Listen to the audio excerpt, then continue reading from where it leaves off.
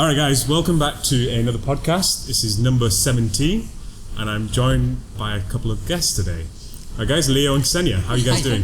Very good, thanks for having us. So, before we get into obviously all the juicy stuff, let's get the introduction. Which there is plenty of.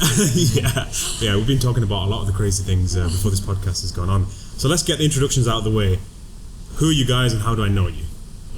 Leo, you want to go first?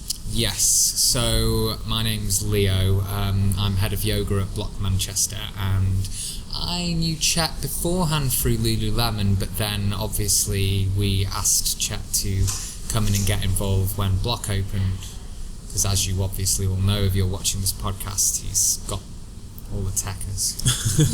I think we knew each other through our common link, forgot his name now, Imprint. Josh.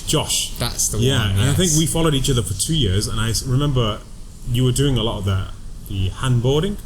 Indo boarding, that's it. And you were doing slacklining. That's the one. And also acro with Josh as well. Yeah, doing all sorts of that with him. And I think for like a year or something, I never really heard anything from you, because obviously we followed each other on social media, and that was pretty much it. And then I think it was because of Blok. Yeah. You were like, do you want to get on with this? Yeah, absolutely. I was, for a good year and a half before Blok opened, I was looking around for instructors and kind of going to different people's sessions. Scouting. Basically talent scouting, and as a result, obviously, here we are.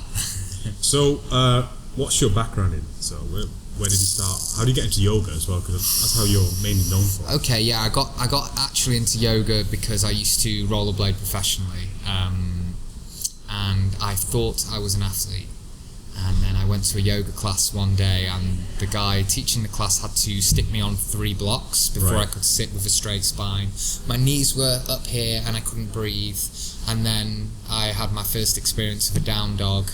I was shaking like a leaf, and I looked to my right, and there was a 70-year-old woman looking really composed and relaxed, and I thought, I'm neglecting an element of my fitness. And so sort of explored that a little bit more. Also, my dad has limited mobility, and so it was definitely something where I looked and thought, I want longevity with what I'm doing. Right. And how long was that ago? It's about 7, maybe 8 years ago now that I started practicing, but then I just started practicing every single day for at least an hour, sometimes 2 or 3 hours, and then I have a background in teaching skating and personal training and fitness instructing anyway, so it was natural for me to move into the teacher training side of it. So I think about 7-8 years ago, that's when yoga really started becoming a big thing in the West, and I think you were, from what I know, in Manchester, you were one of the early ones that got on. Funnily enough, actually, I wasn't really centrally based in Manchester, so when I started teaching, I was teaching in Altrincham and Wilmslow and around the outskirts, and I only really started teaching properly in Manchester when Blok opened. I know there was some very established teachers who now have moved to different places, but I would say 8 years ago is when everything went huge in Manchester, and hot yoga, the Bikram yoga studio was huge, and then the Life Centre as it is now, that changed from a different hot yoga studio, and I think at that point everyone was really paying attention to yoga. Right, Interesting. And Ksenija?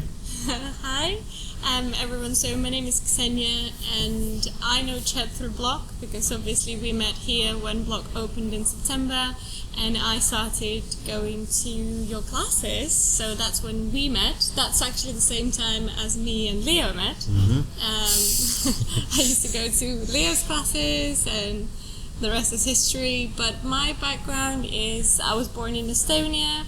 I come from a Russian family. I grew up in Estonia, and then I went to uni in Finland.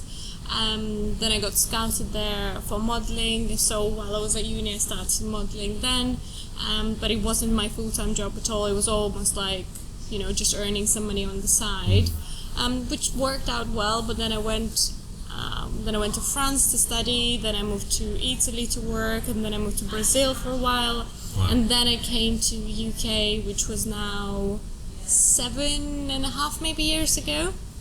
So I came to Manchester, and I've been here since then. And then that's when modeling became my full-time job, and that's how I started paying my bills, basically. And since then, I also got into food styling. That's now maybe 3 years that I've been food styling. So if nobody knows what food styling is, basically it's any picture of food that you see, there's a person behind the scenes who made that food and made it look its best, Right. which might mean that the food is completely inedible, but that's what we do basically. And then this year as well, I passed my Pilates qualification, so I started teaching that a couple of months ago. So yeah, it's been good. A lot has been happening. It's a completely different sort of completely different lives you guys have come from, and then just somehow you ended up together. So we'll talk about how you guys came together and how it works with you two, because you're coming from a yoga lifestyle, you're coming from the opposite lifestyle, which is the material-based lifestyle. And the fact that you found a way to integrate both of them together is something that we always talked about at Blok, you know, as all the guys that we know. It's crazy how you guys have kind of, you're like the face of Blok, both of you, in Manchester. Just very different faces. It's pretty insane. It's insane how What are you saying about my face? Yours is dented and bruised, mine is pretty. Mine is porcelain. I think there's a lot of philosophical element to how you know your lifestyle has integrated well with the yoga lifestyle. Yours is really 100%. kind of complemented what Ksenija's lifestyle is doing almost. I think also, I will kind of start from the end and then I will work its way into the beginning. I think because Leo is much more, he practices a lot of yogic philosophies, or, you know, just what yoga is about. And yoga is not about being on the mat and doing the asanas or doing the poses. Yoga is about taking it and applying it into real life, like me and you talk about it quite a lot, and it's about, you know, being patient and the non-violence. And I think Leo is very much tries to be that, you know, embody that as much as he can. He's very, very positive. He's extremely patient, and those are at least two qualities that I am very, very low on. The percentage of those qualities in me are extremely low, because I'm definitely an introvert as I am, and being positive is definitely a thing where I just think that it's a waste of time. In my head, it's a waste of time about thinking positively about everything. And he has so much energy that he can dedicate to everything, and anything he does, he dedicates all that energy to. So I think that's why we do our best to find that balance. And, you know, I maybe give him a sprinkling of reality check once in a while, kind of bring him back to earth. And then he really tries to make me calmer and like look at things in a more positive way. So I think that's when we have discovered through the months that we have been together. But in the beginning, I think when we just met, it was just, you know, I started going to his yoga classes. I have practiced yoga on and off for a few years. I started with Ashtanga. Ashtanga was my first yoga practice. And I was really into it for about a year, and then my teacher moved, so my practice was very much attached to a person. So I stopped, and then I wasn't really practicing. And then when Blok opened, it was just such a great place to practice multidisciplines. And I started going to yoga. I actually went to a few of his cardio killers, which is a horrible class. If you're like me and you don't like being out of breath or doing cardio, I don't even know what I was doing there. It must have been like pheromones calling me and pulling me into that class, because it definitely wasn't the cardio killer. That's the one on the Sunday, right? Yeah. The Sunday afternoon cardio. It's Blok Move now. I really enjoyed teaching that class, but I definitely think at the time slot it was in on a Sunday, it didn't really suit Cardio Killer. I think Cardio Killer is like an early morning or in the week evening class, get just it out after of the way work. in the morning, get the sweat off. Or like people finishing work and just going, right, okay, I need to go and have a 45-minute blast. So I'm teaching Blok Move in that slot when we open again. But that actually, you know, that the fact that Leo teaches Cardio Killer, which is such an explosive class, like it's all go, go, go. And then you go to Leo's Yin class, which is, it's Complete literally opposite. a yin and a yang in him. And I think that's what yoga helped him to do, because he is very much hyperactive, and I think it's like, it's not just a like what he's like. I think it's almost like, not a disability is a really wrong word. I don't know how to describe that, but you know what I'm trying to say. Like, no, it is definitely. Like, I am definitely on the spectrum. Yeah, you know, it's like, and no doubt, and that's not autism. Like definitely ADHD for sure. 100%. Yeah, and you know, I know a lot of like people with autism and ADHD, and you know, they're all incredibly talented people, and they're so passionate, but the thing with Leo is that he will bounce from one thing to another, and that's where I come in, and I'm like, right now, this is what we're doing. We're doing it from start to finish, then we're moving on to something else, because he's chaos. It's true. He's just chaos. I can relate to that, where you start a project and you rather start multiple projects but never finish one. Yeah. I think as well, really, that was the other thing that really hooked me into yoga, was that anchor and that grounding. You know, I know a few different people actually, and I meet them and I think, wow, like yoga would really, really benefit you and make you so much more powerful. They have all the energy, all of the movement, all of the activity, but then I used to play a lot of squash, and a guy said to me once after I'd won a match, actually, an older guy, who was like, oh, you know, you're like a nuclear bomb. I was like, oh, what do you mean? He was like, all of the power, none of the responsibility. And I was like, oh. And then another guy, I remember, said to me years ago when I was at what's that movement place called in Manchester that I don't even know if it still exists now. It's in Salford. Green and white logo, can't remember, but the guy there, had a last session with him, and he taught me to backflip off a wall. And he said he was quite a grounded character, and he asked me everything that I did, and this was before yoga. So I was, I skate professionally, I play squash, I do this.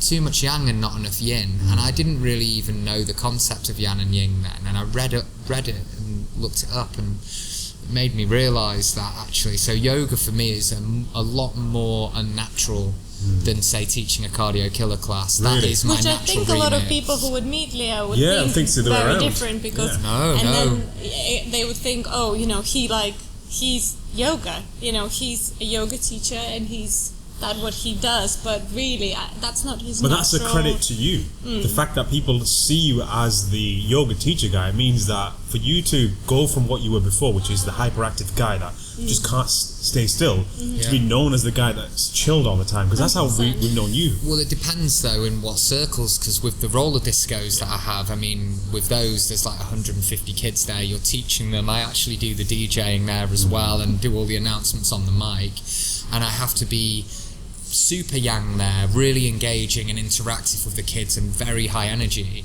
and I definitely would be very interested to see where I would be right now had I not found yoga. Right.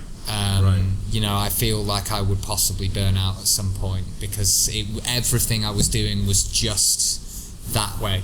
There was no calm, there was no focus, no meditation. So yeah, I can definitely relate to that, because when I was younger, and then when I went to university, it really manifested then. I was exactly the same. I think I had ADD, so it wasn't too crazy. It wasn't ADHD, but it was still having a problem with the attention, having your mind focused on one thing.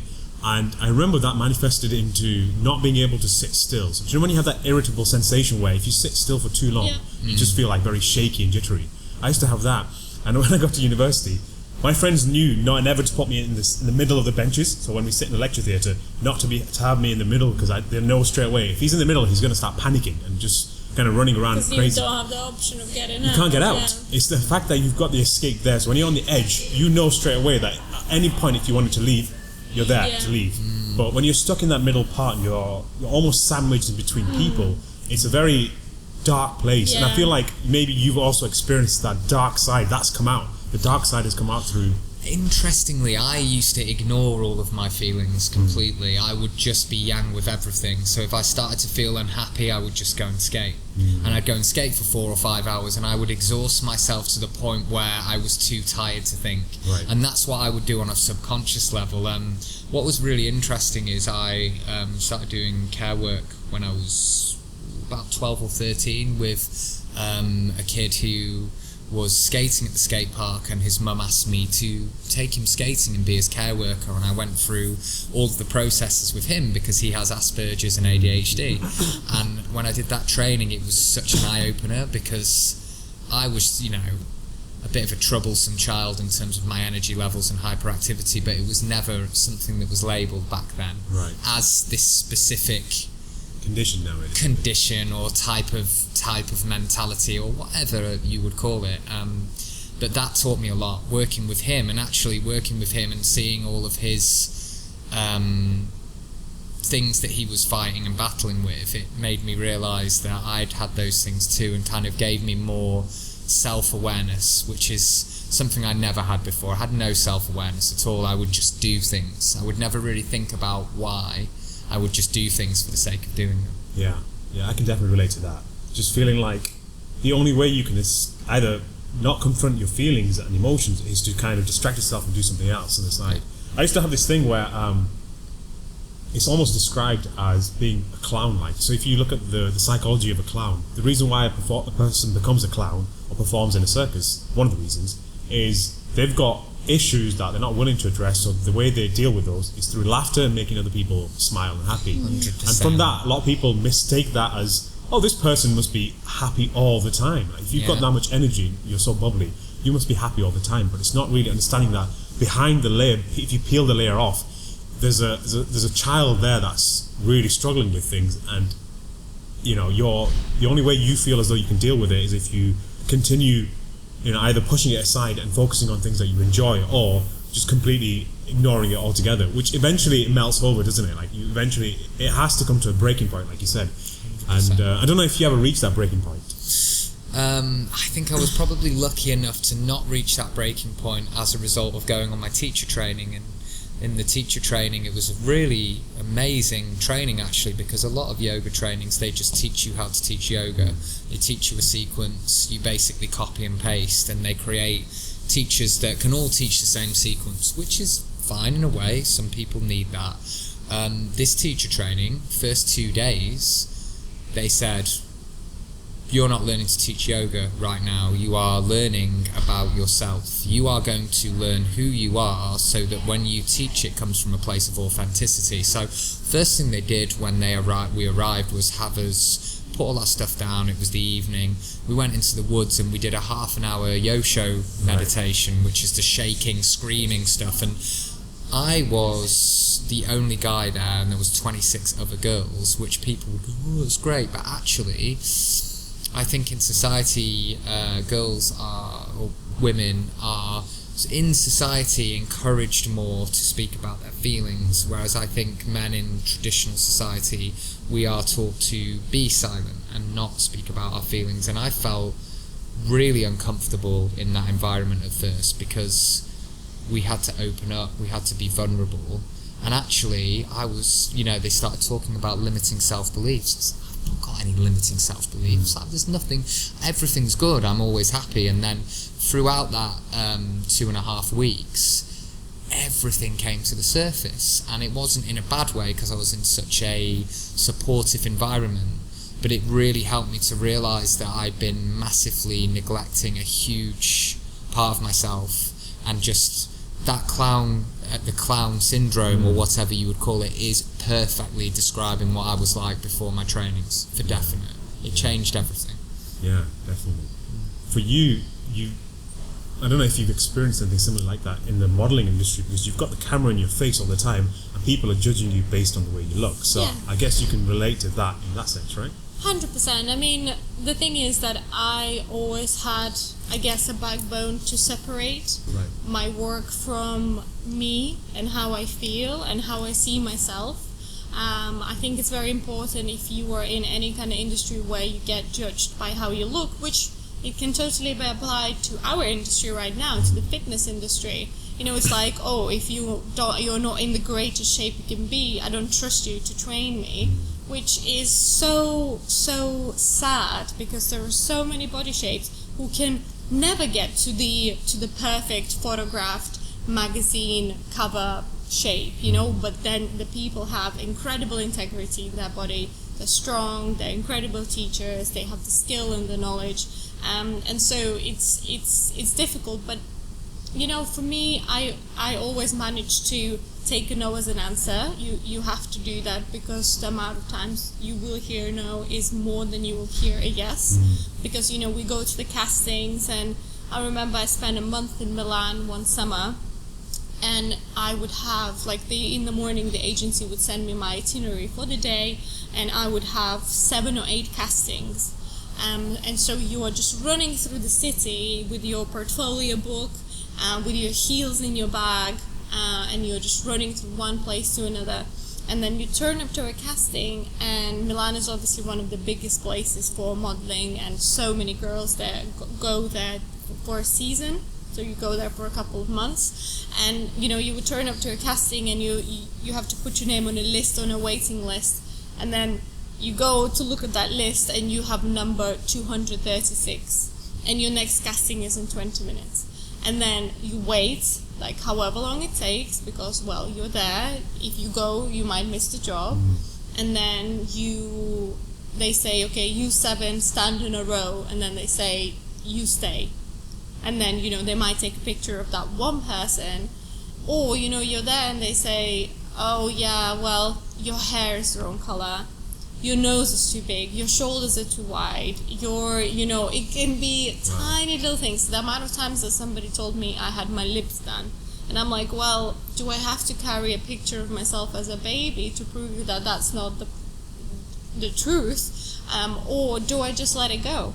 And you just learn to let those things go, so for me, going to a shoot or into a shoot, or be it video or pictures, it's me coming into my work. I come there and I work. You always laugh how, when I go to calisthenics, I kind of have this poker face, because I'm there to work. I go, and I think that's maybe my upbringing, the discipline, that maybe there is a stereotype about Russian people being quite strict or quite, and yeah, there's certainly an amount of that.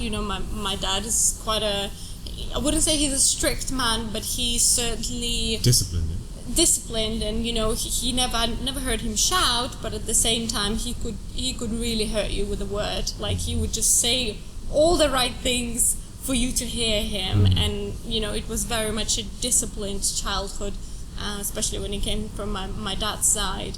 And I think that's why you just learn to separate those things and treat them as a job. And I always kind of think of it as, when a person who works in a bank goes to work in a bank, he looks at the money, and it's just money, it's just paper, it's just something he's working with. It's not something that has the value that can affect him.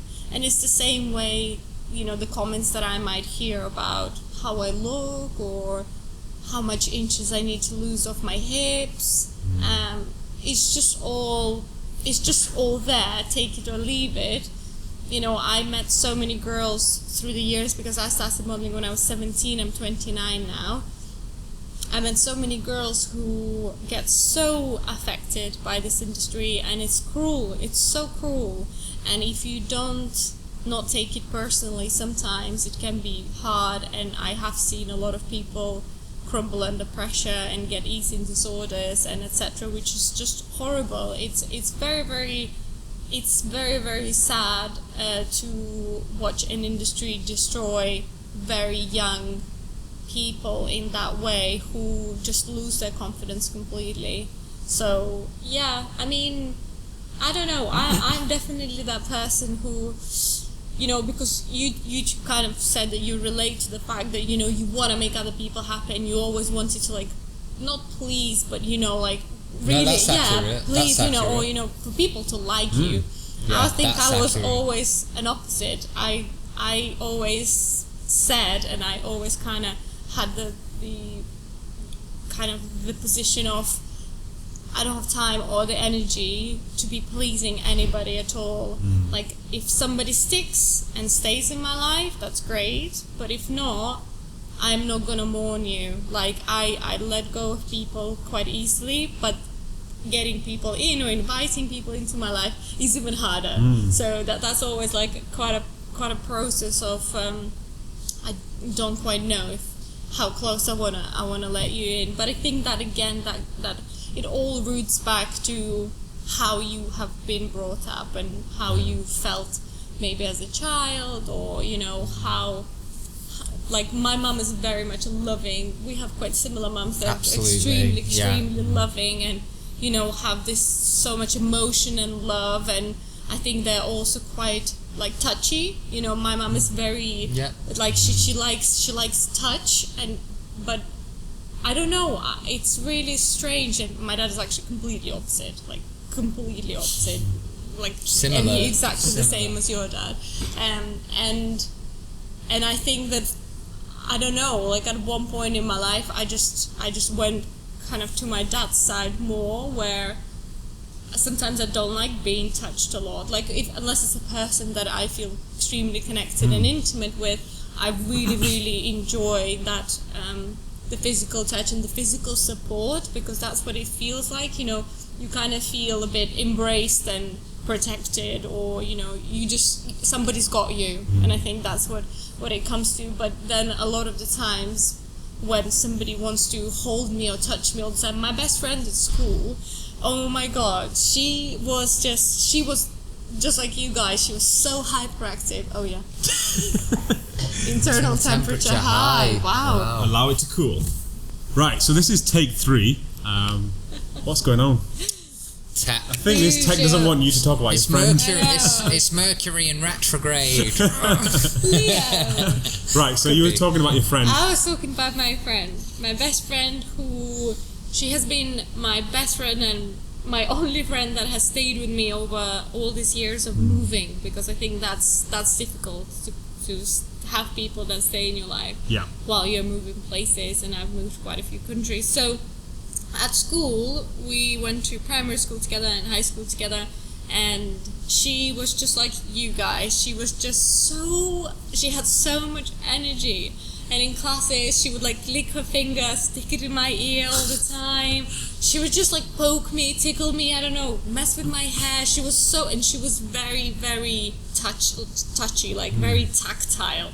Like she would always hug me and hold me, and I don't know, like she was always all over me. But she was, she has always been my best friend, and my mom is kind of like that, not in the sticking fingers in your ears way, but she's very, very loving in that way. But I found myself at a point in my life where I went the opposite way of just, it makes me quite irritable sometimes, especially if it's if you don't catch me in the right moment. Then I am quite easily irritable anyways, but that really kind of almost like sends shivers down my spine, where it's just too much. Do you think that's been created because of the modelling industry?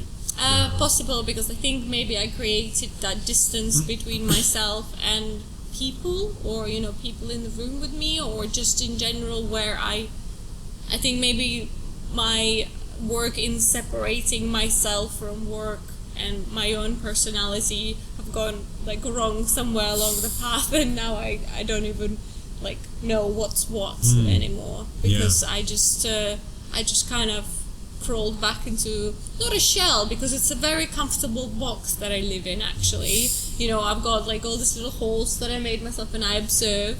I very much am an observer. I like to watch people and observe people, but I'm always just comfortably like open the flap, have a little close the flap, and I am very, very comfortable in that little bubble that I live in. It's quite a good balance.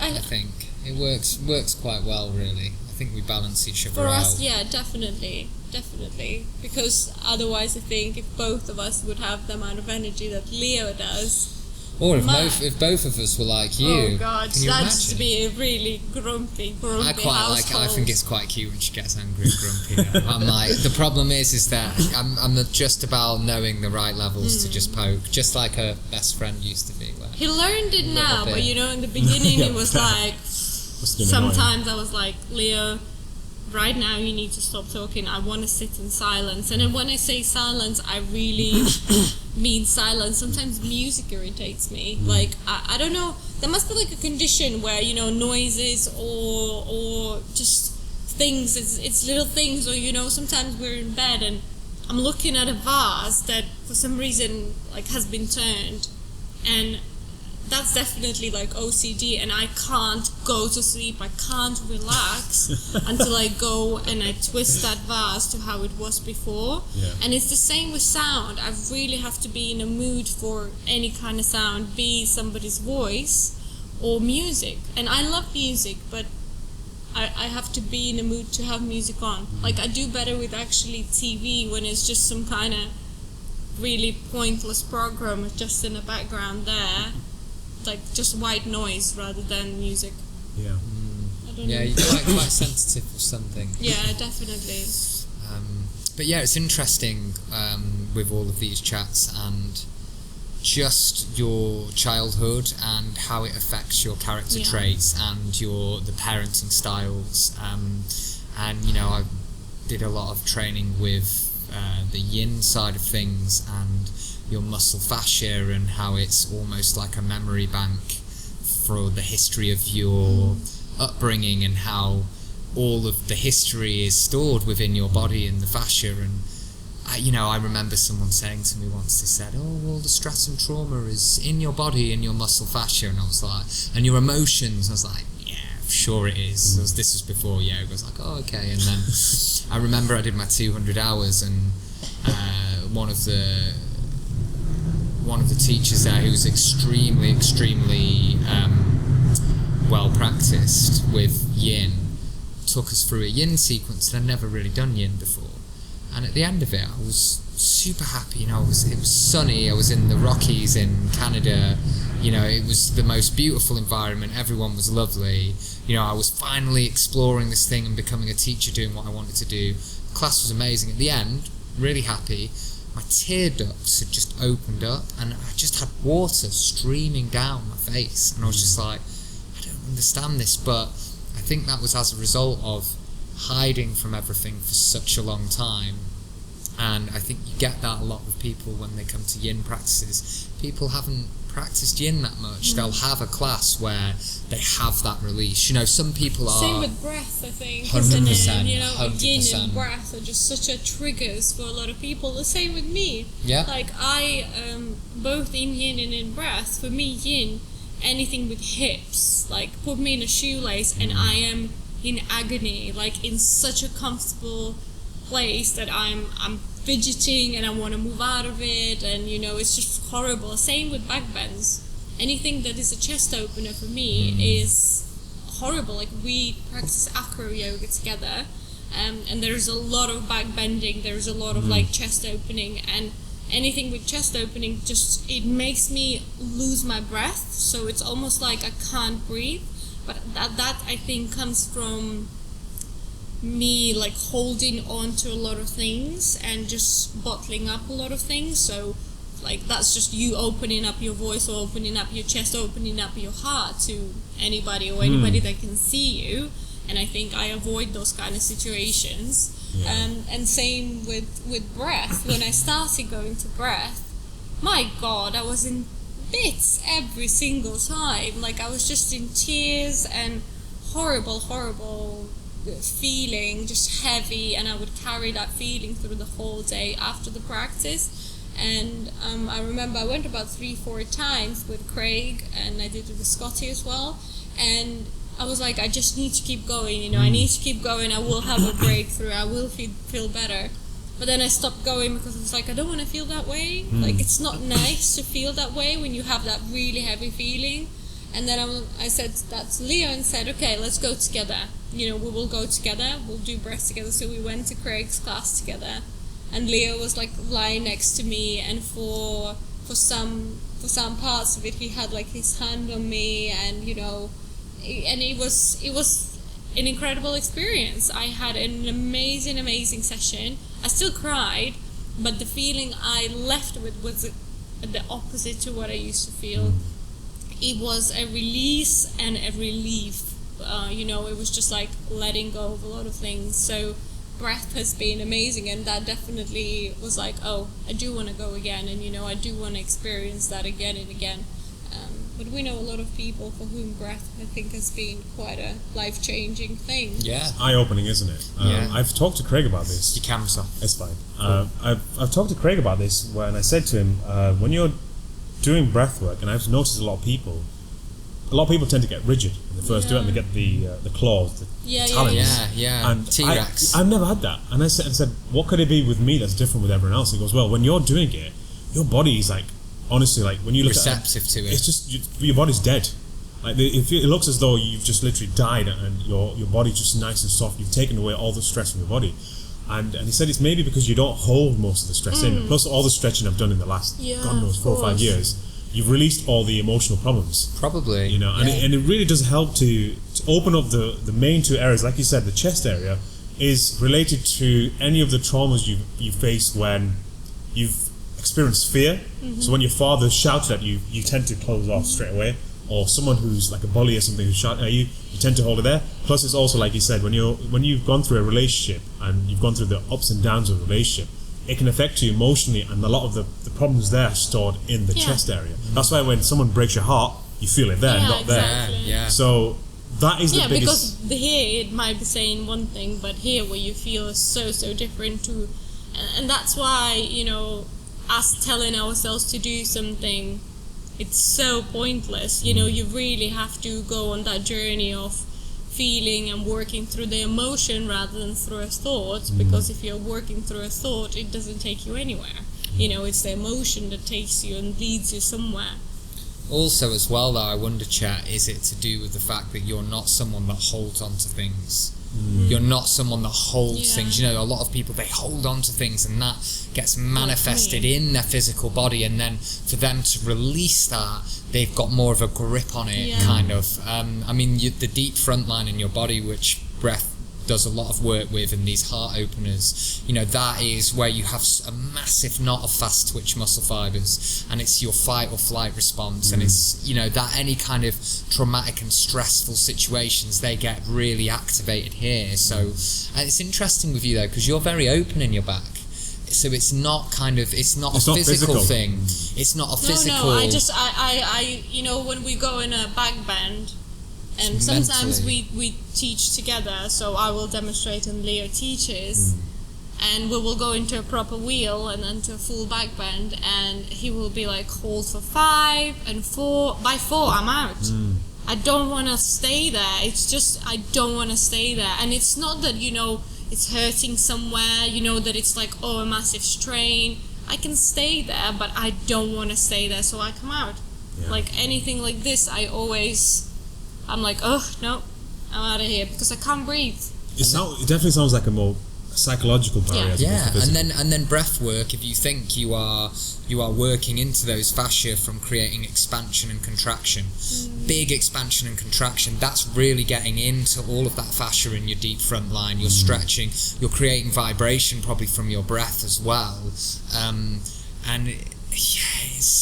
it's a fascinating thing. The deeper you get into, and the more you learn about the physical body, and you know, on my the yin training I did recently, it's so funny that Western medicine was always saying, oh, you know, meridian theory and meridian lines, they don't really exist, and obviously Eastern medicine was saying, of course they do. You know, we've studied this. And then very recently in Western medicine, they dissected the fascial lines of the body intricately. So they did a full dissection of all the tiniest parts of the muscle fascia, and they laid it out.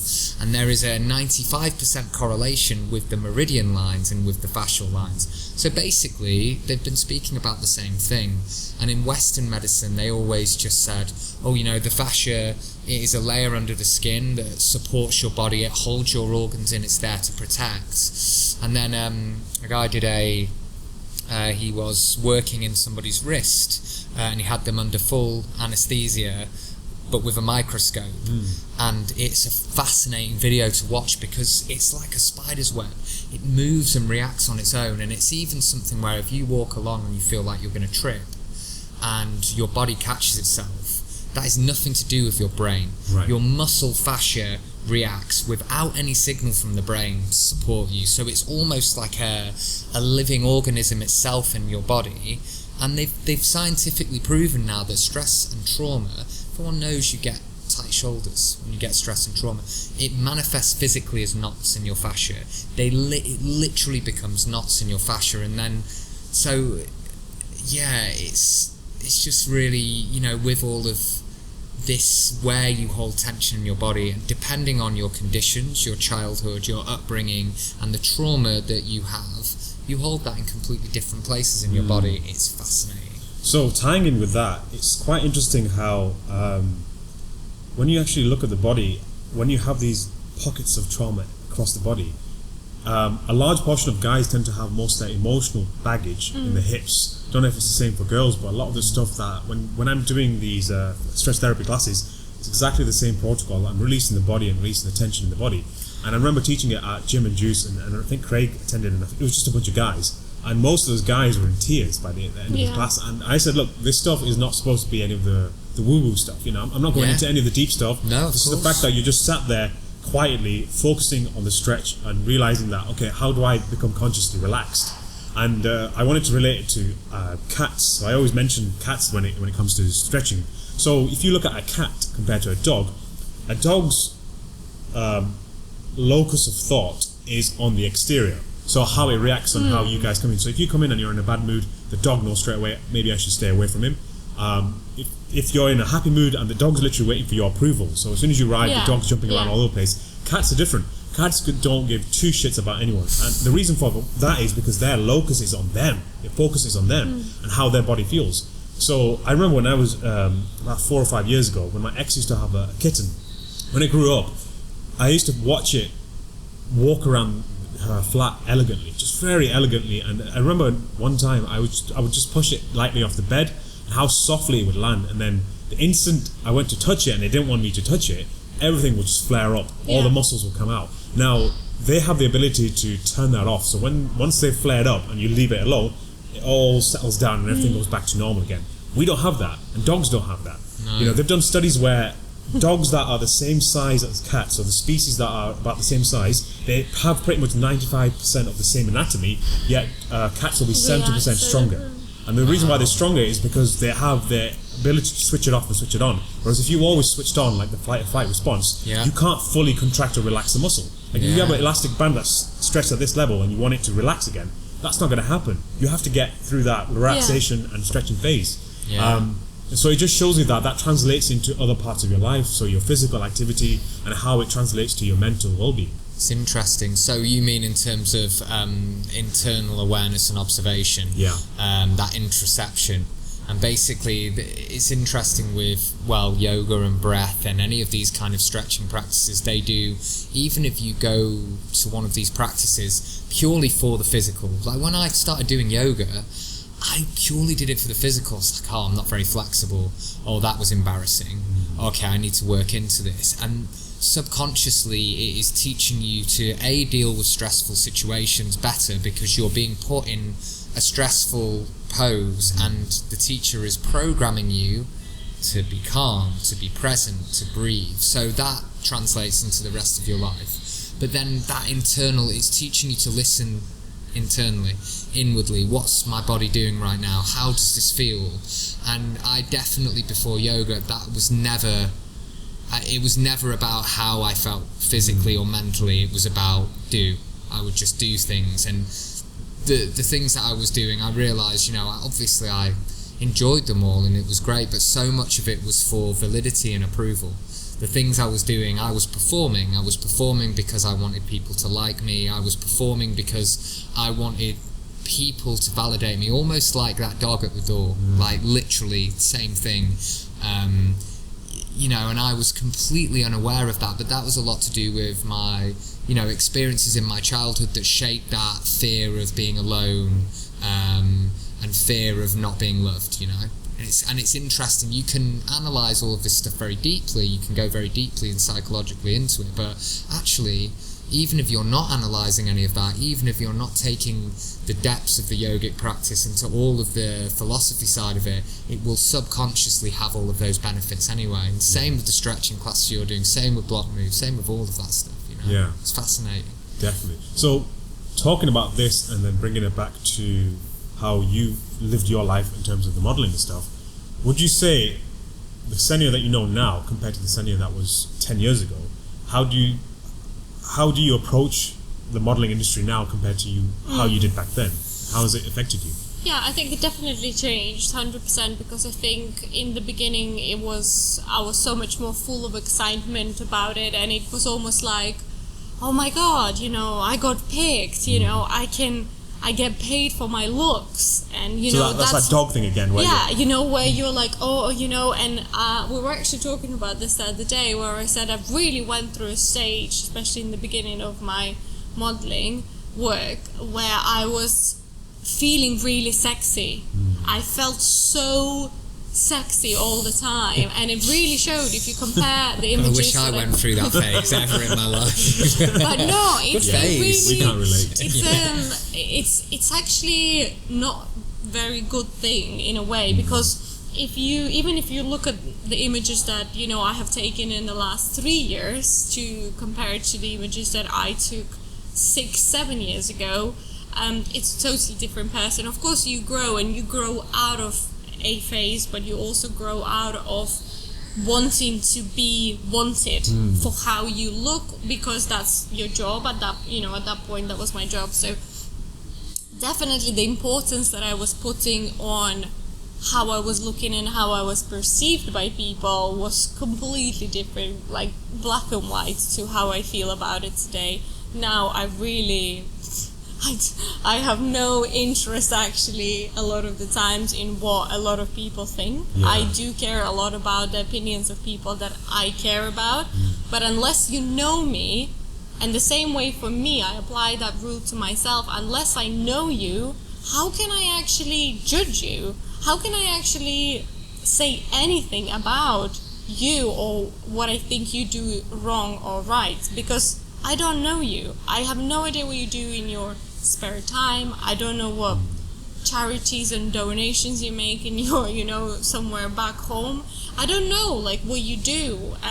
But, that's why I really value the opinions of people that do know me, and I love and I care about them. But when it comes to, I have a YouTube channel, the comments that I get on my YouTube channel, if I take every single comment of them personally, I will not have any time to do anything else but criticize myself and scrutinize everything that I do and everything about how I look, because that is destroying. It can be destroying. Then the same with modeling industry, in the beginning, when I just started, I remember so clearly going to an agency in Helsinki and trying to get with this agency. It was a bigger agency that I had at that point, and I was actually in a much worse shape. That was probably the worst shape that I have ever been in physically, because I just moved from back home. I was 17, going 18. I just moved to uni, and I used to dance, and so dancing was my exercise, and then suddenly I wasn't exercising. We were partying, we were students, you were eating just really bad food. I gained quite a lot of weight, and then it was weird because that kind of went with when my modeling career started, or career, I really hate calling it a career, my modeling work. And I remember clearly going into that agency, and he got measuring tape out, and he measured me, and he said, you have to lose 6 centimeters of your hips, and then we will, have a chat. 6 centimeters is hell a lot, you guys. That's like that much. Whoosh. That much. That's a lot if you look at the whole body, cardio killer daily. Exactly. But maybe at the moment I have the same measurements as I had then, but my body shape is so different just because the muscle grows, and the fat shrinks, the muscle grows, you get leaner here, bigger here. It's all really, that's why I never really own a scale. I don't weigh myself. I think that it's a really horrible thing when women go off numbers, unless you're trying to gain weight. I think that's maybe a good indication. But it really is the reflection in the mirror that you need to be gauging, and also how you're feeling. How do you feel when you touch yourself or hold yourself, or how do you feel in your own body and in your skin? But definitely, I remember, and he was 6 centimeters, and I came out of the room, and my friend was waiting for me there, and I was like, yeah, I said that I need to lose 6 centimeters. I was like, oh my god, what am I gonna do? And then I started researching and doing exercise at home, and like wrapping chili oil in my thighs and wrapping myself in cling film. It worked. Like, it really, I was very dedicated. My diet changed. That's when I got into food, actually, more or less, into eating and nutrition. So in a way it was a blessing in disguise, but I never got with that agency, and I actually never pursued modeling then as a big thing. My modeling became my full-time job when I came to UK, because my partner at the time didn't really want me to work, but he wanted me to model. I was a bit of a trophy more than anything else, so I think that's why modeling was like a job that you could validate, but nothing else was a job that you could actually justify. So that's when it got there, and then I just continued with it because it's a very interesting industry to be in. You meet so many creative people and incredibly talented people, but you do have to separate yourself from it, especially if you're the one in front of the camera, because it's going back to that body image. And I think now it's so much better than it used to be. It's so much more versatile, even with Instagram and the growth of social media, there's so much more push for variety, for diversity in every shape or form or color or gender or anything that you can think about, which is fantastic, because those people have a market too. You have a market, I have a market, you have a market, we all represent something different. So why is there this one image for how a woman should look and how a man should look? Why is it, if there are so many of us looking so differently, and we can't relate to that person? Like, it has to be, you need to be able to relate to the person that is selling you something. Because if you can't relate, then you don't believe them. Yeah, definitely. So it's interesting you say this, because Craig and I have talked about this in like 2 podcasts ago about hair. So we started off a conversation about hair. It just made, for the first, I think, third of the conversation was just about hair. So there's a symbology of that. When someone gives you, and I'm saying it to Craig, when someone compliments you so much about something you have, like for me, for my hair, it gets to a point where it's no longer a compliment anymore. So you just accept it when someone says, oh, look, I don't know if anyone's told you, but you've got really beautiful hair. For you, you're a beautiful person. You just think, oh, okay, and it just goes over. For that person, that might mean the world to them. Yes. But for you, it's just like, now... But then also you try to think, is this something I need to hide?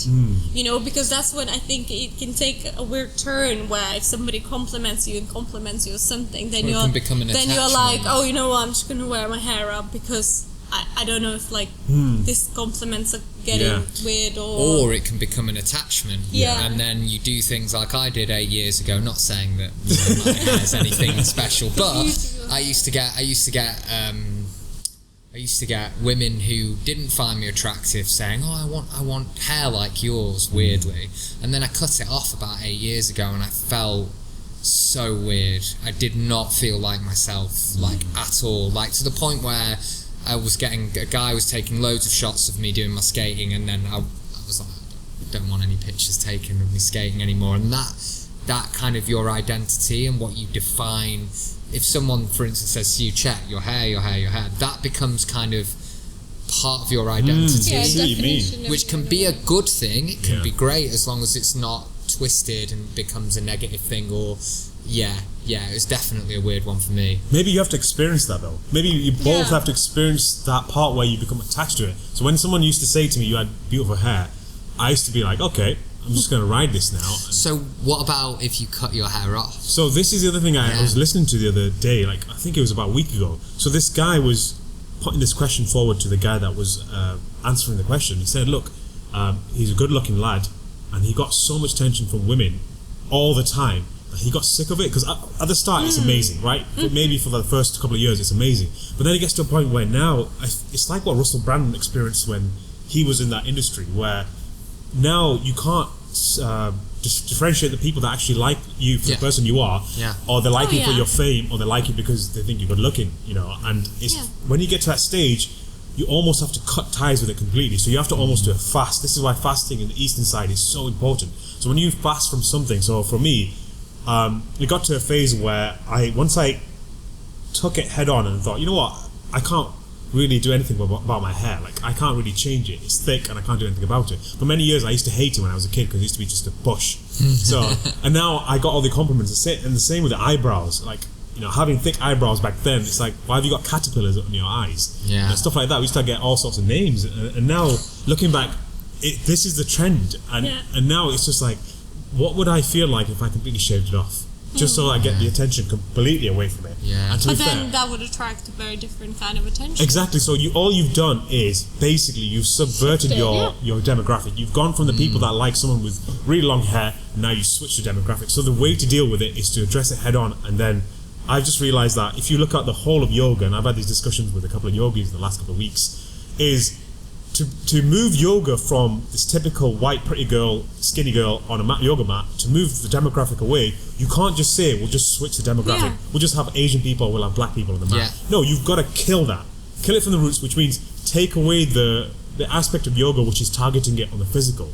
Yeah. So which is what Exactly. top yoga companies are focusing on, the pretty girls, the ones that are good for the image. Flexible. Yeah. Yeah. So you take that away completely, and now your yoga practice is based on the person you are on the inside. You know how you are. You see yourself on the inside, and that's what yoga is about. Yeah. It's about delving on the inside, getting rid of the mind and the body, getting away from it, and then separating yourself and becoming the Atman, or the sort of the consciousness. So you're saying that people should focus instead on the teacher's intention and how they're framing the classes? Well, I think that's on the teacher themselves. Yeah. So if you portray your class as asanas all the time, yeah, great, you've drawn an audience in now, but then teach them the deeper philosophy of Yeah, you yoga. layer it in. Yeah. But what's tricky with that as well is you have to be very aware of how you layer that in, because again, I mean, you know, like I was saying to you earlier, I'm vegan. I would never ever just have a massive rant to someone that's eating meat in front of me because I only became vegan three years ago. Everything's according to your conditions, and things change, and you observe and you change as a result of those changes. But if someone ever said, "Oh, you're healthy, you seem well," that is when I would pepper that in. And I think it's the same with yoga. I think that in this Western world, especially, for instance, you know, Blok is a good example. We have our other fitness studios, the boxing, the bar, and all of that. So the people that are coming into yoga, you have the hardcore yogis and a demographic of them, but then you also have people that are coming into it to improve their flexibility, or because yoga's so marketable and popular, they're in the fitness studio anyway, they'll try it. If they come to a yoga class and you pull out spiritual elitism on them and start speaking every single word in Sanskrit, dropping some deep yoga philosophy, not having them moving, you have to find a way of making that accessible.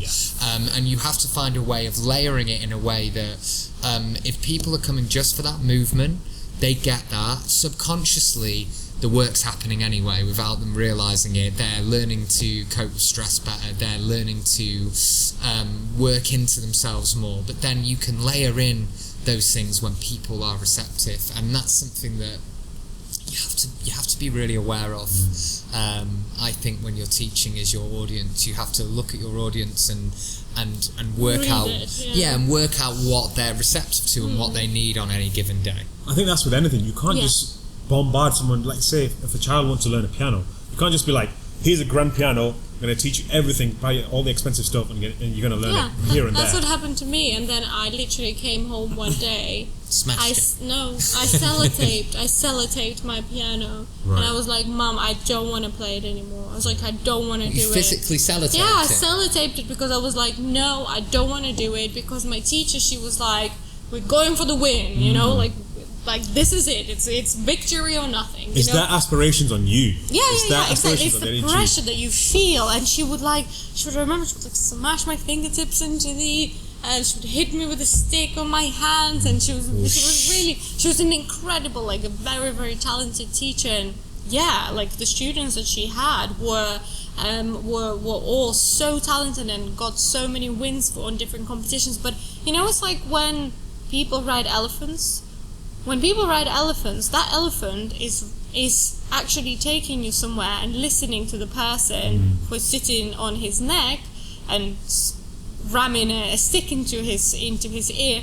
is because his spirit has been broken. Like, this is what they do. They break their spirits when they're babies. When elephants are babies, they tie them by their feet to the trees. This is horrible, but this is the reality, and I want people to face the reality, because ignorance is bliss. This is true about so many things. So they break their spirits, so then they're moldable. Then they can make whatever they want with them. And I think that a lot of times this happens with children as well. You break their spirit to make them into something that you haven't achieved, or maybe this is what, like, this was my plan. Like, I didn't get it in my life, but you can get it. You can be what I wanted to be, or, you know, what my father wanted me to be. So you're gonna be that. You're gonna be successful. And I definitely went a very long way and a long time of going through steps that my parents or my parent want me to. Like, he had a plan, and I followed that plan, and I was like, I'm gonna be the best daughter,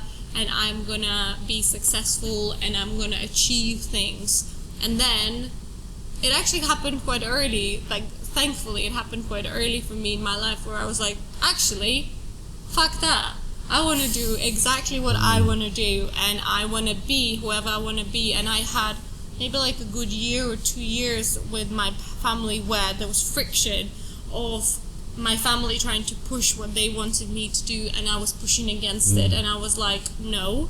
And they were like, this is what you should be doing, this is what success is. And I was like, no, this is not what I view as success, because everybody has different definition of success. You know, it's like I have girls from my class from school who now they have 2 children, and they have a family, and they have a house, and they have a dog, and they go on holidays, and you look at that life and you think, wow, that's an amazing life. And you know, maybe for her this is the definition of success. This is what her success looks like. And then I have people from my class who have done incredible in their career. They're not in a relationship at all, you know, they're doing their own thing. Maybe that's a definition of success for them. Maybe sitting at home and doing nothing at all is your definition of success. Maybe this is what is making you whole. Go for it. And that is the thing that, you know, when we talk about the piano, and, you know, like, you're going to do this because this is the right thing to do. This is the good thing for you to do. I am all for hobbies and sports and taking kids into different like activities and things like that, because you learn so much there. You learn discipline, and you learn teamwork, and you learn to listen, and it's just creatively, it's so much to learn. But at the same time, I always feel like you should have a way out. This is not what you want to be doing, or this is not something you're feeling, you should have a way out. And it's exactly the same for me when people baptize their kids early.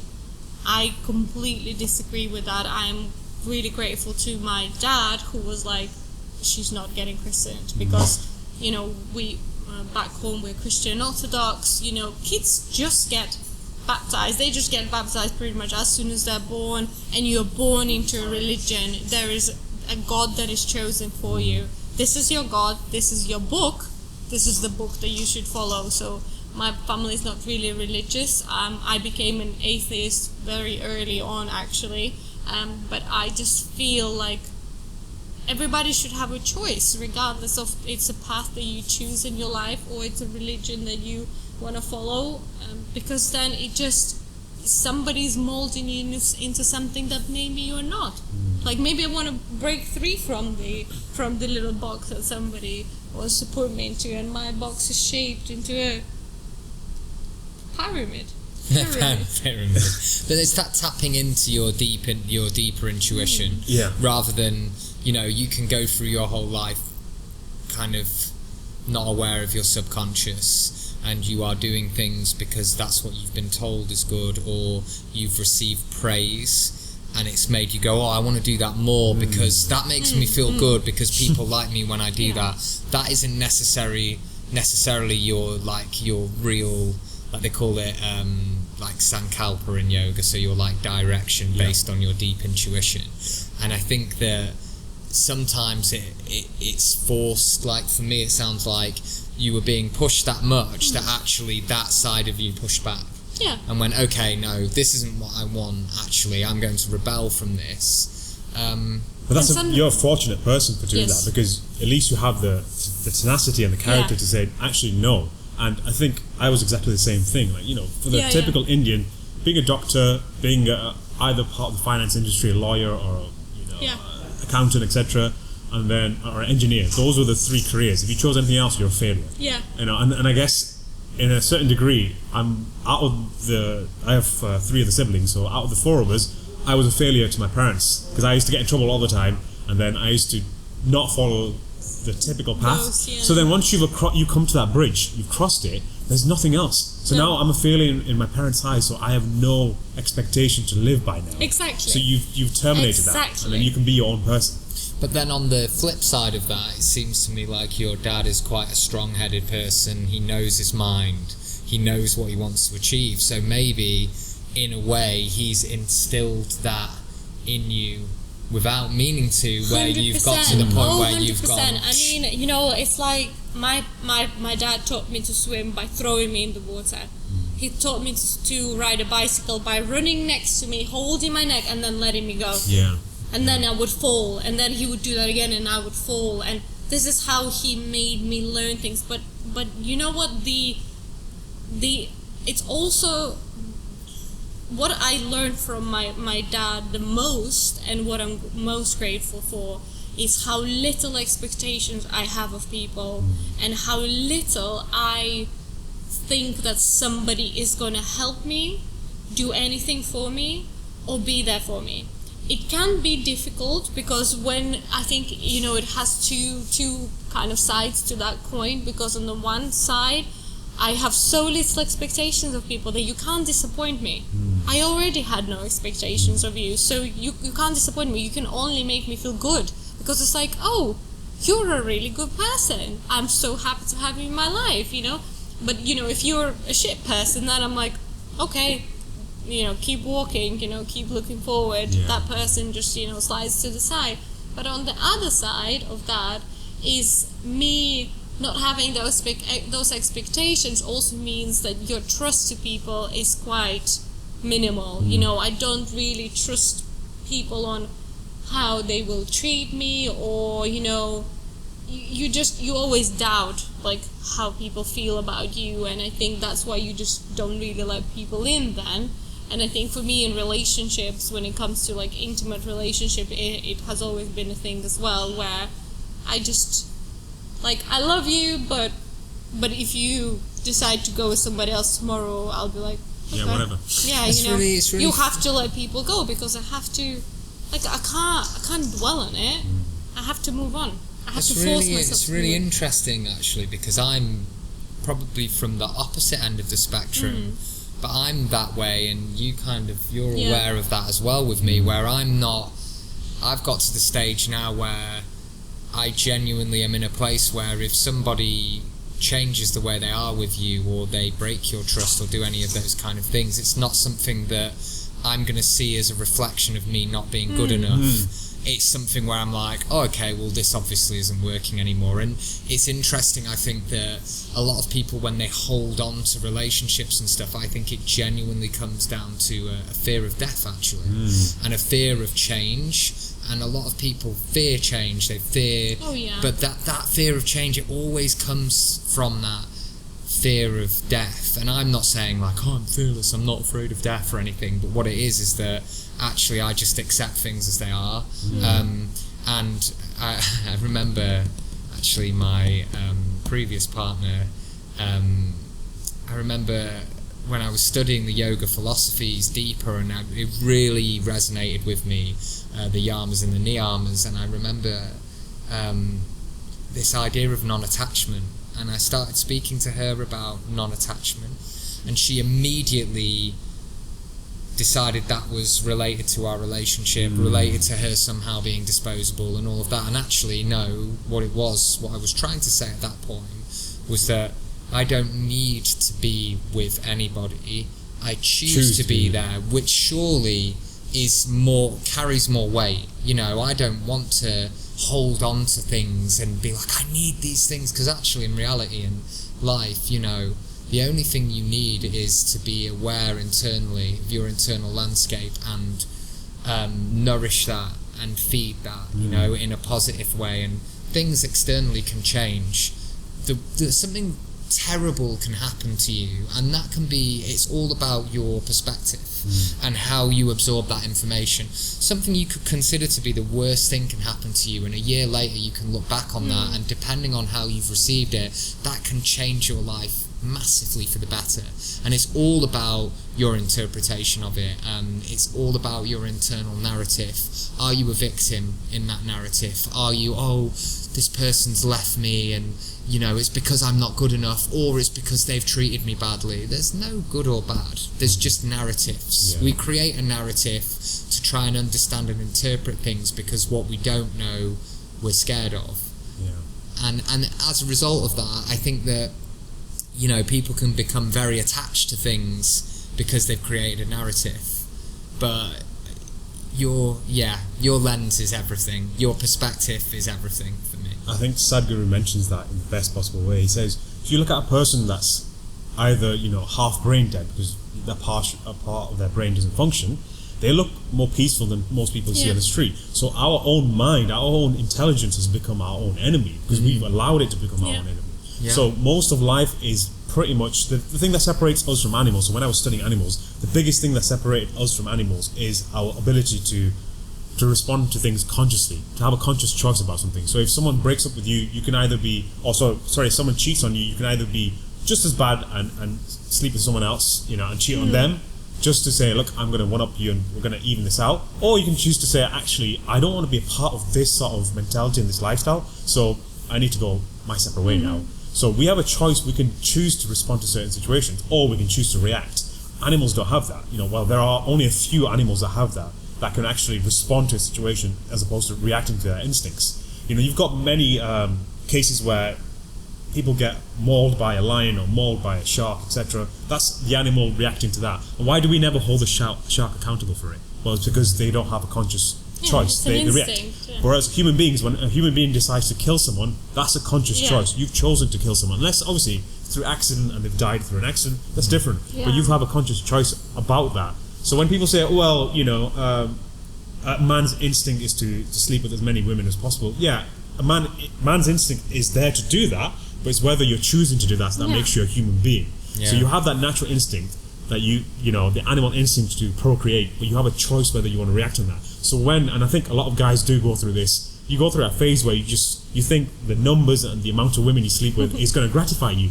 But then the more you get into it, the more you start to realize this shit is not working. It's the opposite. It is the most emptiest I have ever felt was when I was a teenager and I was behaving like that, and I had my friends around me validating it, being like, wow, no way, tell me about this, do all of this. And then I realised one day, I was like, I am empty. Like, this is absolutely means nothing. What I'm doing right now is meaningless. And not only that, the people who were involved in those situations, I wasn't considering their feelings at all, or how it was affecting them.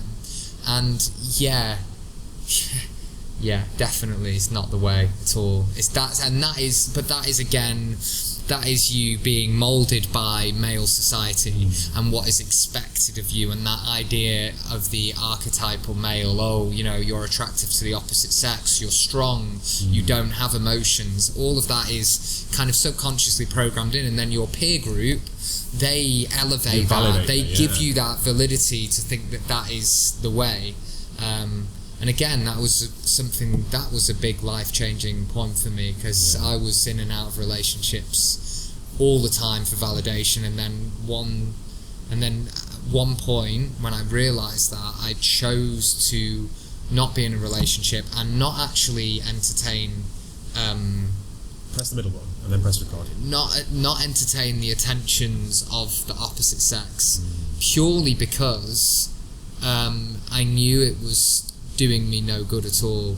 And actually I felt really lonely and really miserable for about 2 months because I wasn't getting that validation. And then finally I remember woke up one morning and I was like, I'm actually happy to be me, without anyone going, oh, you're great at skating, or you're really good, or this or that, or any of these things that were just feeding me beforehand, and that kind of short-term validation. I was like, actually, I'm good, I don't need someone to tell me that. This is why fasting is so important, because whether it's fasting food-wise, because that's what most people think, fasting food-wise. Yeah. The other thing I've been practicing is fasting verbally, so controlling the amount of speech and how you're talking. So I need that. Just to sit at home and only saying 100 words throughout the day. That's something that needs to be almost pushed as much as maybe we'll food practice fasting. that. I can do a Vipassana. I'd be interested in doing a Vipassana meditation, a silent meditation. I think that I could probably do that if I turn my mind to stuff. I am very disciplined when I make a decision on something. But it's something we should all practice, like at least once a month, maybe once a year at least. You would love that. But then it's also the other thing as well, She's which is the harder thing for most people to do, which is celibacy. Yeah. And there's a period of time, and I think Craig and I have bashed this point so many times, but I'm going to make it one more point. It's if you're in a relationship with someone, and what will happen is, originally it starts off that it's emotional and it's the sort of you enjoy the person's company, you enjoy that person. But as soon as sex comes into the equation, what usually happens is, if the sex is great, now that becomes the reason why you're staying together, and you don't realize it. So once in a while, I think healthy relationships, to maintain healthy relationships, you have to walk away sometimes. And let's say the person's away on a trip, or like for you, you're away modeling or you're doing your food stuff. But the other person to sit down, and especially for a guy, this is mainly for a guy, not for a girl, because for a girl, naturally speaking, she's looking for a base, a home to create a family, right? If you're going purely by the evolutionary perspective, a woman is looking for a guy that she can create a family with, so she needs a stronger guy that can support the family environment. So a guy needs to go away sometimes and think to themselves, am I with this person because I actually love this person, the person she is, or am I with because the sex is great? Now, if it's because the sex is great, it doesn't mean it's a bad thing. What you just need to realize is, actually, let's try and balance the scales now. Let's eliminate sex for now, for maybe a week or something, 2 weeks, maybe a month, and then try and reflect on this question again. Am I with this person because I actually want to be with this person? Yeah. Or is it because the sex is now coming in the way? So at each time this battle is going on with us, especially for a guy, it's always going on, because a guy can emotionally separate himself from sex if he wants to. Just be stern and just say, I'm going to completely eliminate it. Whereas a girl can't 100% do that. She has that in her to have that emotional attachment. She's made to receive and a guy's made to give.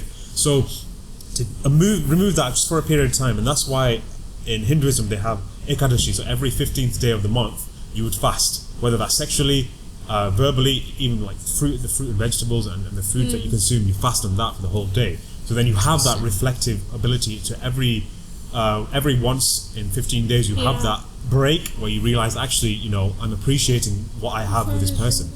So I think that's mightily important to maintain a healthy relationship with anything, even with just yourself. If you're a person that's living on your own, fast for a period of time. And for me, for you, like, you went through the phase where you were sleeping with multiple women. I had that late, and then when I had that period where I was burnt out from it, it transmutated into celibacy and then brahmacharya. Now I can't let go of that path. So if I meet someone and I tell them straight away I'm celibate, and if it doesn't resonate with them and they feel, okay, actually I can't be with this person, that's fine. That's not a problem with me. Because it's not like, that's not your connection then. You can't connect with that person if they, because that just creates resentment. If they're not on the same level with you about it, that creates resentment, and that spreads out to other aspects of the relationship. But the reality of it is, though, is that you're in a position where you'll meet someone that is the right person for you to meet, that will be receptive to that and will appreciate the discipline that it takes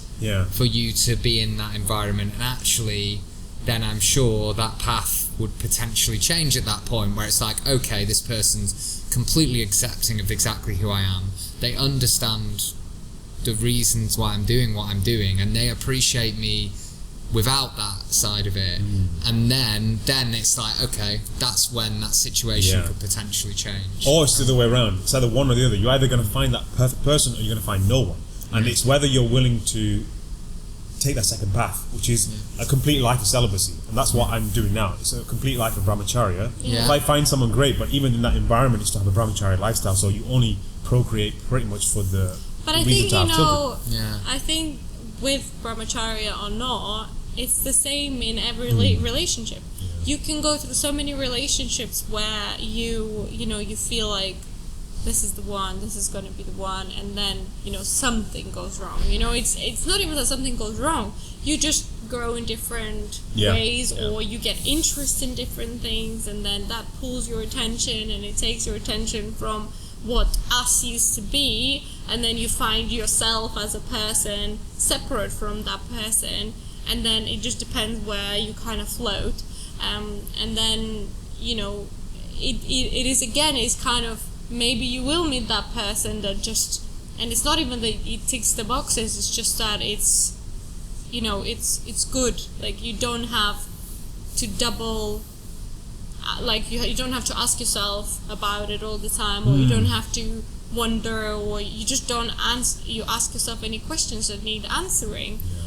That's liberating. That feeling is liberating. Exactly. So I think whatever path you choose, there is still that risk of maybe you will never meet that person, and then either you make a choice of being alone, or you make a choice of being with somebody, but always feeling not quite complete. But I think that is mostly about you than the other person, because it's not up to the other person to fill the gaps and the voids that you have inside of you. It 100%. Is up to you to figure them out.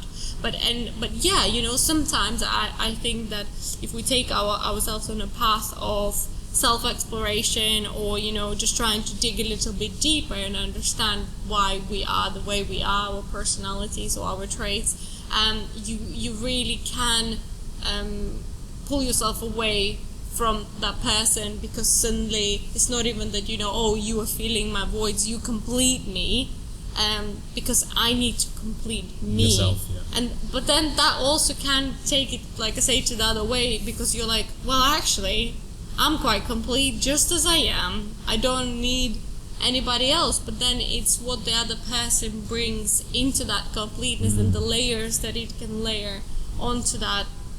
It's almost like a sphere, like the way that I visualize it, it's a sphere of your completeness, and then that person just layers in, and like how I was telling of that embrace, and that that feeling of security, or a feeling of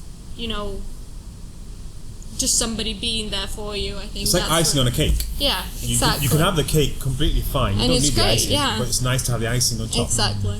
Yeah, it's definitely, there is that issue in society where a lot of people, they think they need to be with someone because they're trying to fill the gaps with that person and validate themselves. That's a lot of expectation on the other person as well, like, oh, I'm placing that responsibility on you to... But that's what society teaches people. Society goes, what's your boyfriend like? What does your boyfriend do? They are filling...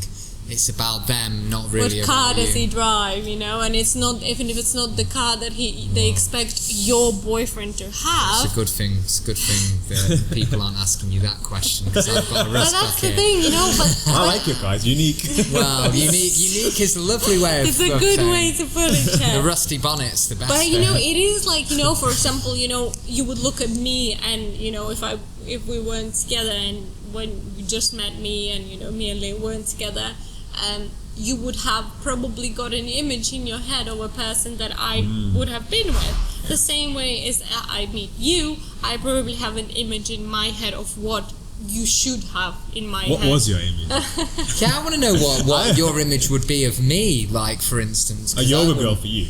A yogi. Yeah, but how boring would that be, though? Can you imagine? Would you, this is the other thing as well. I don't know, I think you would have the right all the time. No, I'm not so sure. I think I've seen not situations... as jolly as it is right now. Yeah, exactly. I've seen... He loves the challenge. He loves the challenge of moody me, and I mean, how would I be able to practice my yamas and niyamas without a slightly angry girlfriend? But then it's the fact that you two have worked so well is because you've complemented each other, but you haven't taken away from each other's traits as well, the positive traits. Because you could easily say, you need to sit still and stop, being so bothered. And sometimes I do, Chet. Sometimes I do. Like giving you a little side. My patient only expands so far, because sometimes, it's because we are, in a way, we are like extremes of either end in a lot of ways. And sometimes I I think it's a good opportunity for both of us to grow towards each other. So if we are the opposite ends of that extreme, we're growing towards each other into the middle, into a balance, into a more balanced way. Because, you know, sometimes I am like, oh, you know, that's fine, you know, he's just talking a lot, or he's like jumping all over the place, and I just try to compose myself, and I try to just, you know, find that comfort in it. But sometimes I don't have the patience for that at all, and then I'm like, Leo, stop, go pick that up, put that where you took it from, because then you will be looking for it, because you are just chaos on that. And then sometimes I'm like, oh, okay, I'm done with that, and I'll just go and jump about somewhere else. But actually it's been interesting, because obviously in the situation where we've been in lockdown, we've had a lot of time that we've spent together, and I think we've done a really good job of understanding what each other needs at certain points, and kind of giving each other a little bit of space at certain points. Yeah, because, you know, I think space can be interpreted in such a negative way, like when people say, oh, I need space. Yeah. And I just think that it's not that I need space from you, I need space for me. Yeah. Like, this is what I'm asking for. I'm not asking for that you need to be out of my way, because I would tell everybody to be out of my way, unless it's a person that is completely on the same level with me and will just sit in silence with me and like not disturb my energetic space. Because, you know, it's just that I need space for me. I just want to sit and, I don't know, look at my cooking books or watch a cooking show, or I just want to sit and do nothing in silence. And this is where I recharge, and then you can come back and I can give you my best self. Because if I don't have that time, it's like, you know, it's just like water that keeps boiling over and over and over, and then it just evaporates, and then I have nothing to give you at all. So you need to turn the heat off for me to go still, so that again, you know, we can turn the heat back on. But that's a great analogy, that, actually. But, you know, otherwise I have nothing left to give you if I have nothing left to give myself. And that is important. Like, I have to keep that vessel half full for me, because that energy is important for me. But then also in terms of that is the kind of thing where when I can see she's like that, if I had this issue or concern about who I am, I would see that as something to get upset or offended about, and it would become something that really like chipped away. Oh, she doesn't like me, I'm not good enough, oh, I'm not the right, you know, she needs me to be different, I need to be a different person. Whereas actually there's times where I'm just like, oh yeah, I can see she's like that, I'm going to go and do my own thing, and I just leave her to it, and then all is good. Whereas I think if we didn't have those cues with each other, especially over this period of lockdown, it would have been tricky. Yeah. It's honestly, you need that area. It's like Superman reference. You need that fortress of solitude, a place where it's just you thinking for yourself in an environment that you're comfortable in, focusing on yourself, and that's it. And that's why I have an office where I have a lot of my coats to the side. And people think, why are you in your closet? I'm like, it's not my closet, it's my office. I have a giant screen in my face, so that's why it feels like I'm right in front of the screen. But you need that space, so then you can filter away all this stuff that's going around you, and you can just say, actually, I'm going to be able to focus on myself. And at times it can get points, and you probably can relate to this, but when you're that person that has so much energy and you're giving so much, it's the analogy that you said, you're giving, it's like a battery, you're giving so much of your battery to other people, the energy away, that you need to recharge. You can get too caught up in being stuck on the plug. So you can get your phone and leave the plug in all day, and that also drains the battery, but in a different way. So you have to make sure that you don't get stuck in that inner world so much that you now don't want to involve yourself in the outer world. But that's the balance between yin and yang, isn't it? That's finding that balance in your existence, which I think yoga has given me a lot of. And actually, I've realised, especially over the last week, you know, I used to have self-practice. I used to do an hour of self-practice a day. And I remember I said, right, I'm going to do 365 days of yoga. And I'm like you, where if I set myself like if I go, I'm going to do this, I follow it through. And I got to the end of that year and was like, oh, I'm not done with this. And I think when Blok opened was when that period stopped of self-practice, and I think I'd done like 485 days of at least an hour, most of the time 2 hours of yoga practice a day. And actually something I've realised over the last couple of weeks is that is my fortress of solitude. Like when I go and it's not even necessarily if I go to someone else's practice now, like I love going to other people's practices, but if I literally put some headphones in and put some music in and just do my own practice and just like intuitively listen to what my body needs, or not even what my body needs, or just what my body feels like doing, that is my place of real solitude and stillness. And it might be through movement, and there's elements of meditation and breath depending on the day, but that is where I'm in my space. Absolutely. And I find actually if I pull away and retract from people too much, and I rest too much and I sleep too much, I become very very lethargic, very demotivated, very not particularly happy. So it's that balancing act, isn't it? Yeah, 100%. So talking about that sleep, so I've been looking into, so there's a monk that I messaged quite a bit. He's a friend of mine. I was looking through Patanjali's Yoga Sutras, and he talks about 3 hours of meditation. If you can get to that 3 hour point, that's when things really change. So I was just talking to this monk about it, and said he was doing it for 7 years straight whilst he was becoming a monk, and now because he's giving his teaching so much that he just doesn't get the time. But when he used to do it, I said, what were the kind of side effects you felt? And he goes, well, the first thing that went was his sleep, his desire for sleep. And the thing is, we put so much importance on sleep in the Western world, 8 hours of sleep a day. That's because of the type of lifestyle we're living. The type of lifestyle these yogis are living, and the type of lifestyles my ancestors in India were living, like my grandparents' generation, and then to a lesser extent my parents' generation, when we're there, is you actually don't need that much sleep. Your body is designed for activity all the time, but it's how you dedicate that sleep and what quality of sleep you're getting. So these monks would be meditating for 3 hours, maybe up to 6 hours a day. So they'll be sleeping like normal sleep, like an hour, maybe half an hour a day, and they'll be fine because their body is sleeping in a different way when they're meditating. And I started increasing my meditation time. So now I'm on about 50 minutes, and I do one session in the morning, one session at night before I go to bed.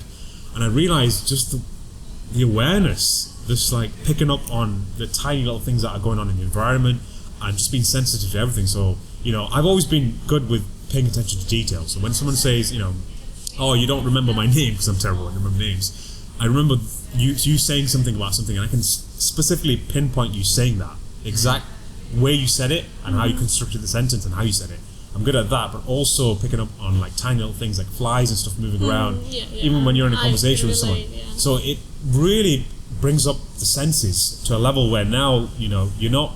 It's no longer your main sense of just verbal talk or just looking at things. It's listening to things, smelling things. It just goes up off the roof, and I've noticed that's affecting my sleep patterns now, because I would sleep 8 hours a day, and like you said about your sleep, if you sleep for too long, it can also be a detrimental effect on you. Now I feel very lethargic at 8 hours a day. I need to have no more than about 5 or 6 hours a day, because the rest of the time you're meditating. So why are you adding more? You're still resting. It's interesting, and if you look up the research on Yoga Nidra and the benefits, and also sound healing, and they talk about how 1 hour of sound healing in a gong bath is the equivalent of 4 hours of sleep. And if you're practicing all of those things, those meditations, if you're going deeper like that, I've definitely gone through periods over the last few years where my sleep's been affected, and definitely when I first got into Dharma yoga and I was practicing that 3 times a week, and there were 2 hour practices, was one point I remember, and I was so hyper aware of everything, but I was in such a peaceful state of equanimity all the time. I felt so measured and calm.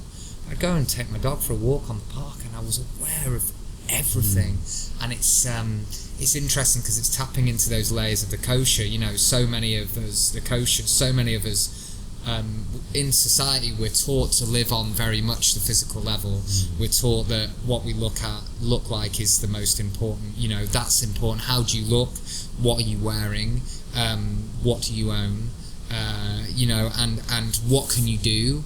rather than all of these other deeper layers that are the things that really dictate your happiness. We're taught to ignore those, you know. Our society teaches us to do the opposite, to take everything from the external and allow that to validate us, rather than exploring the internal and really changing our landscape. Yeah, and that's why mental health problems are a big thing.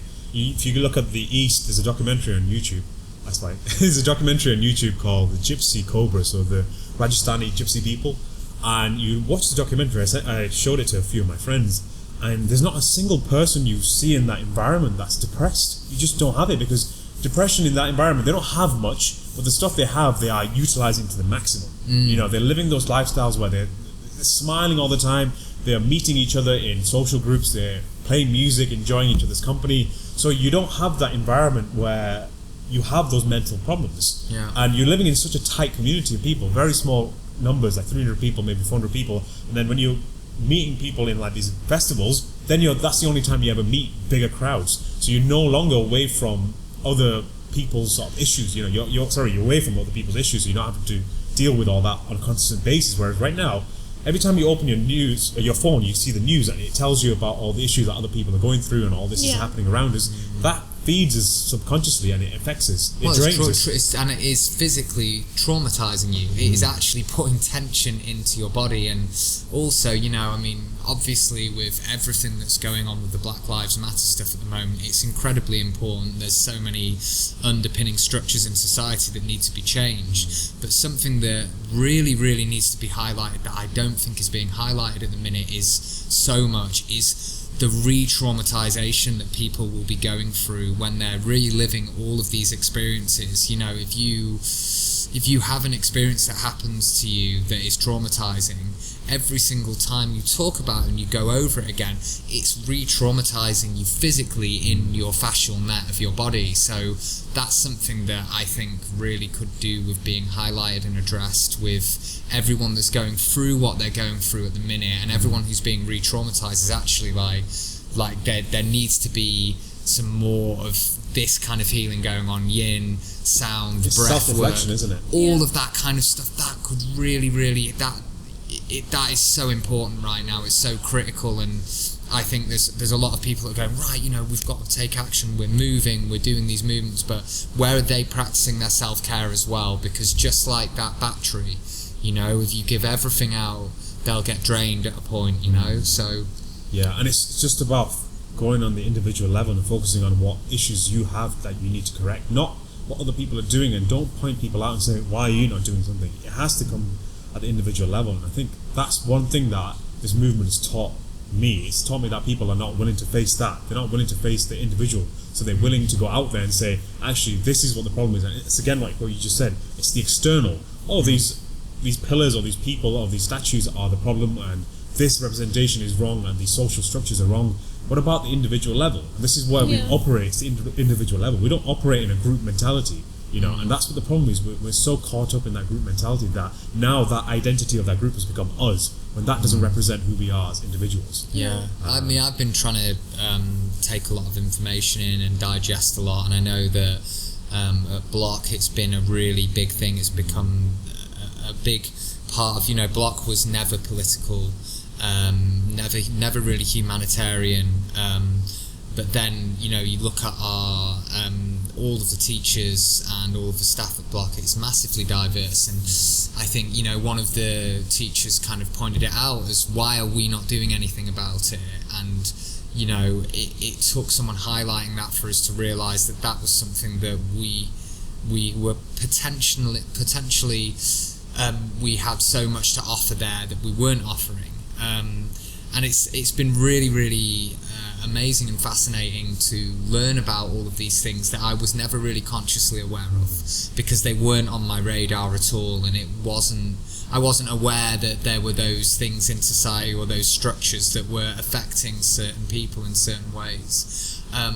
But again, you know, I've been digesting and reflecting, and I've definitely had a few people messaging me saying, you know, your platform that you have, you should be speaking up more. And obviously I've been doing all of the stuff with Blok, but then I felt like I want to learn all of these things so that when I am saying something, when I am speaking, it is coming from a place of I'm not just copying and pasting. You know, I actually mean this, and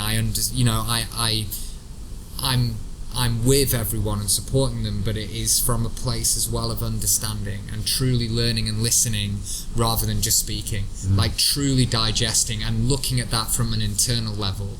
Like internally, what can I change? What can I do differently? Rather than, I'll repost this because then I'm part of the crowd and I'm with the rest of the people who are talking about this, you know? Yeah, it's just surface level dealing with the situation. Well, it won't, you know, a couple of months down the line, that kind of sharing stories rather than taking action internally as well as externally. You know, it'll be interesting to see in a few months how that changes. 100%. Right, I think this is a great place to wrap up. That camera's died enough times, I think. I know. You guys only will about have to 3 look at hours. us. Well, that's all it's about. It's about you guys. They look at us all the time.